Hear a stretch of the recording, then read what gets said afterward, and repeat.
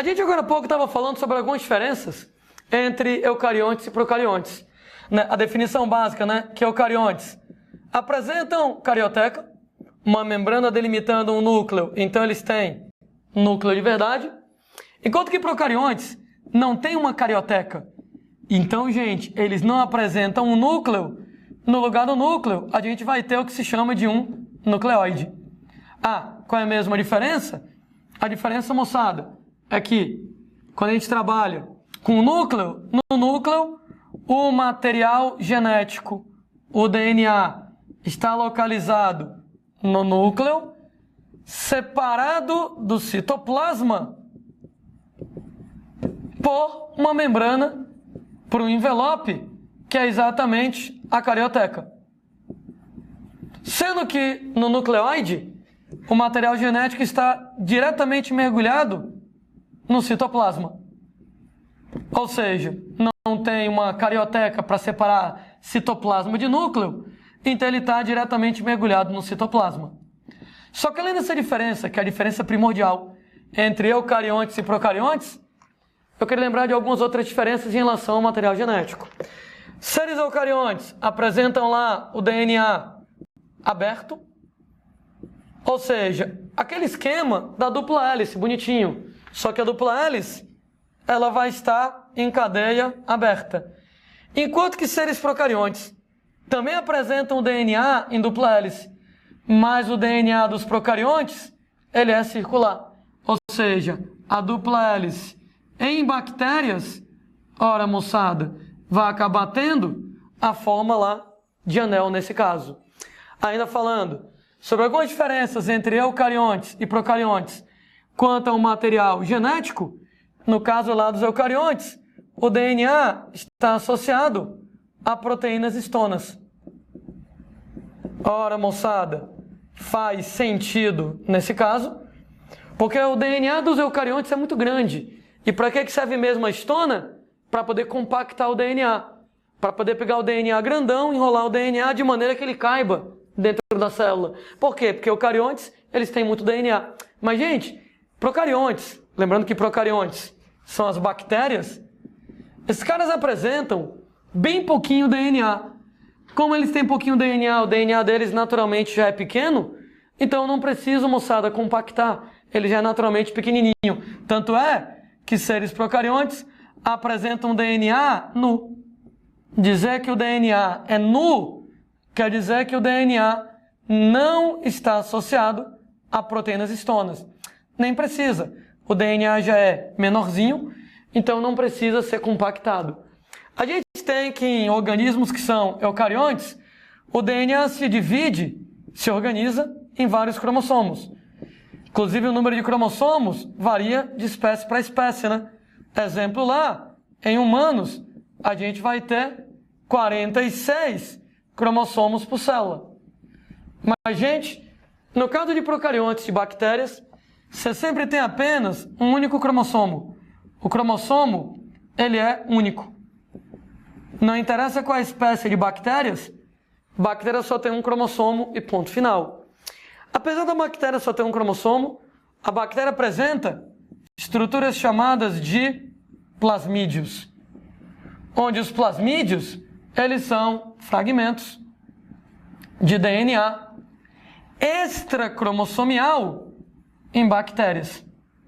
Quando a gente fala, moçada, em DNA extracromossomial, é DNA fora do cromossomo, ou seja, eu tenho 46 cromossomos em cada célula minha.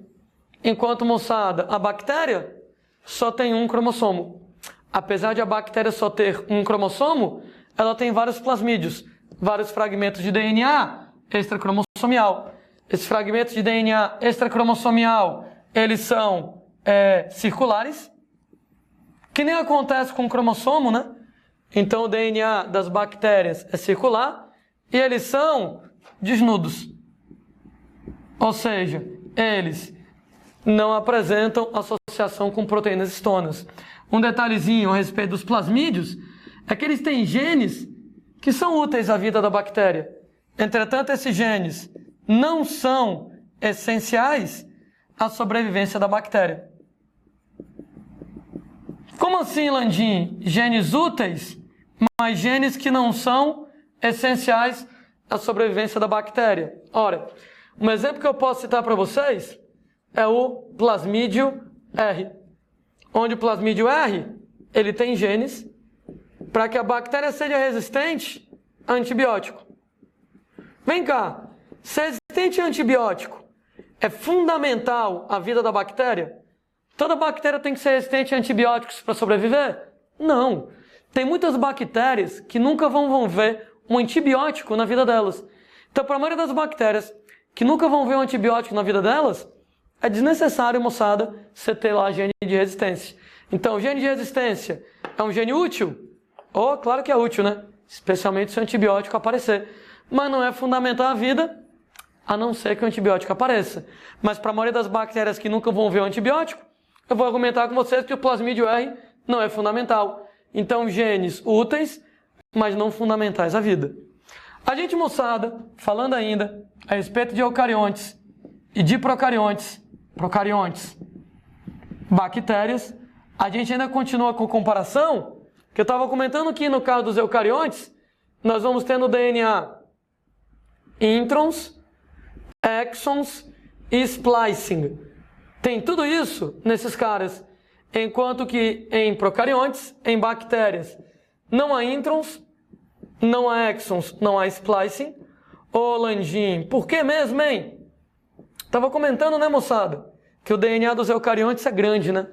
O nosso DNA é tão grande, mas tão grande, que ele tem espaço para acumular porcaria, né?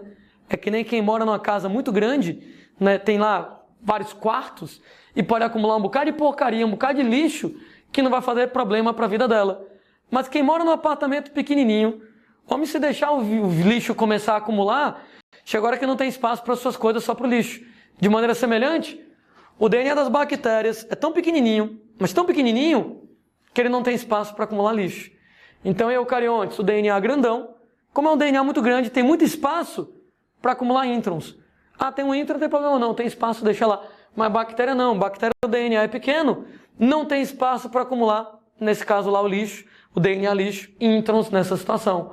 Nós temos ainda pessoas que em células eucarióticas, o RNA mensageiro, ele é monocistrônico. Eita caramba, o que diabos é isso? Mono, cistron, quer dizer gene. Nesse caso, o RNA mensageiro, ele codifica apenas um gene de cada vez. Enquanto, moçada, em organismos procariontes, o RNA mensageiro, ele é policistrônico, o que quer dizer, nesse caso, polivários cistrongenes, que ele codifica vários genes de uma lapada só, ele codifica mais de um gene nesse caso. Aliás, que está a explicar para vocês como é que funciona essa situação. Beleza, tentando explicar para vocês como é que funciona essa diferença entre eucariontes e procariontes. Ora, lá nos eucariontes, era uma vez o DNA dos eucariontes, duas cadeias de DNA. E, gente, entre um gene e outro gene, a gente sempre tem trechos de DNA lixo. Sempre nós vamos ter pedacinhos de DNA lixo entre um gene e outro gene. Lembrando mais uma vez que o DNA tem duas cadeias. Apesar de o DNA ter duas cadeias, uma é o gene, a outra não tem função para síntese proteica. Uma é o gene, a outra não tem função para síntese proteica. Existe, entretanto, trechos de DNA onde não tem o gene nem no lado nem no outro DNA lixo. Como eu tenho genes, DNA lixo, dentro dos genes. Se eu pego, moçada, um gene desses e analiso lá com carinho, nós vamos ter exons e introns. Nós vamos ter exons e introns. Nós vamos ter lá os exons. Que nem aqui, né? Nós vamos ter na brincadeira exons e introns, e aí vai. E daí? E daí que quando eu for pegar esse gene X, a gente vai transcrever. E quando eu transcrever, eu vou produzir no primeiro momento um pré-RNA mensageiro. onde no pré-RNA mensageiro tem introns e exons, introns e exons. Vou fazer aquela reação de splicing. No splicing eu vou remover os introns, colar os exons no lugar.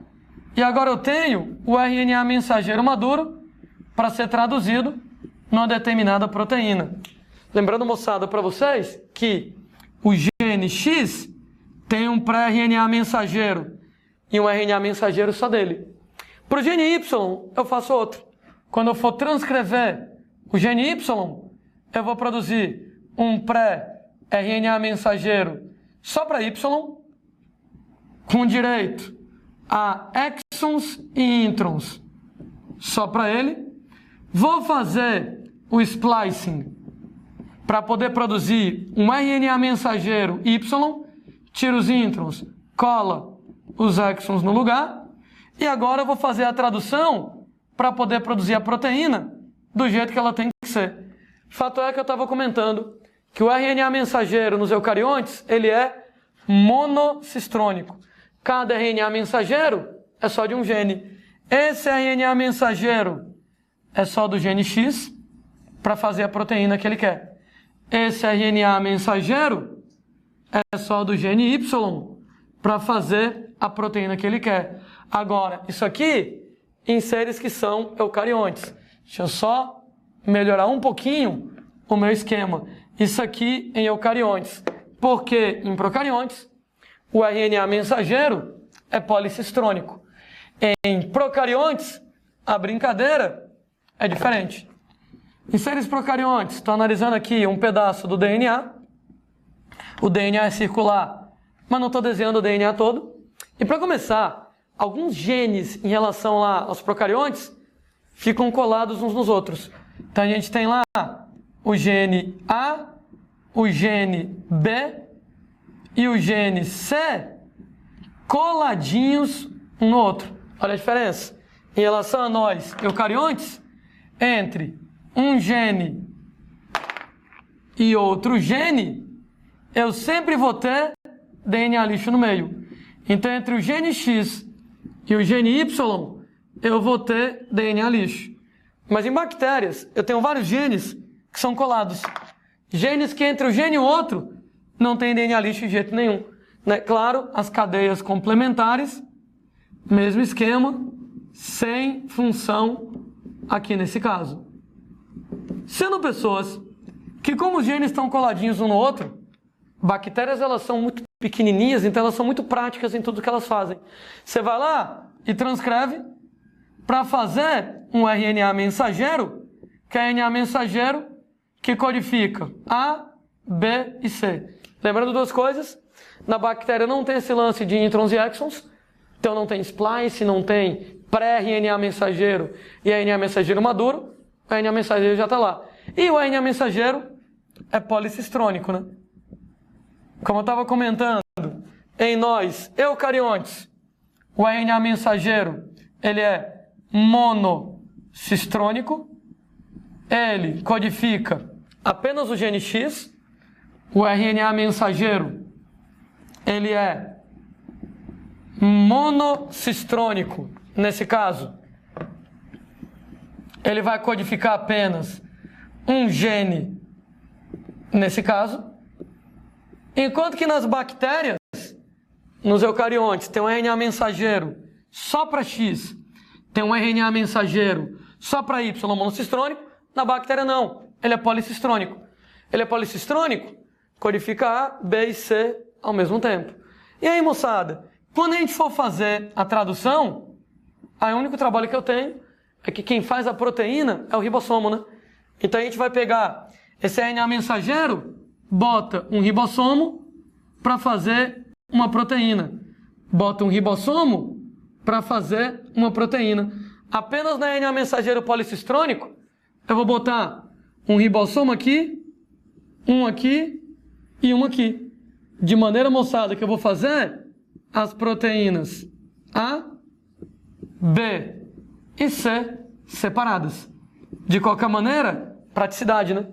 A gente tem RNA mensageiro policistrônico, polivário cistrongene, que ele codifica A, B e C de uma lapada só. Então esses 3 genes são codificados no mesmo RNA mensageiro, policistrônico, que vai ser então traduzido nas várias proteínas isoladas, como tem que ser. Pronto, então em células procarióticas, em bactérias, o RNA mensageiro, ele é policistrônico. Isso aqui, eucarionte, tem intron exon splicing, bactérias não. Eucarionte, eu tenho um RNA mensageiro para cada gene. Procariontes, eu tenho RNAs mensageiros para codificar mais de um gene. Então você vai pegar vários genes A, B e C no mesmo RNA mensageiro, bota um ribossomo em cada pedaço do RNA mensageiro para fabricar várias proteínas de uma vez só, aí nesse caso. Daí, volta a argumentar que a grande diferença é a simplicidade das bactérias. Então, nas bactérias, extremamente simples. Aqui pra gente, práticas elas costumam trabalhar dessa maneira.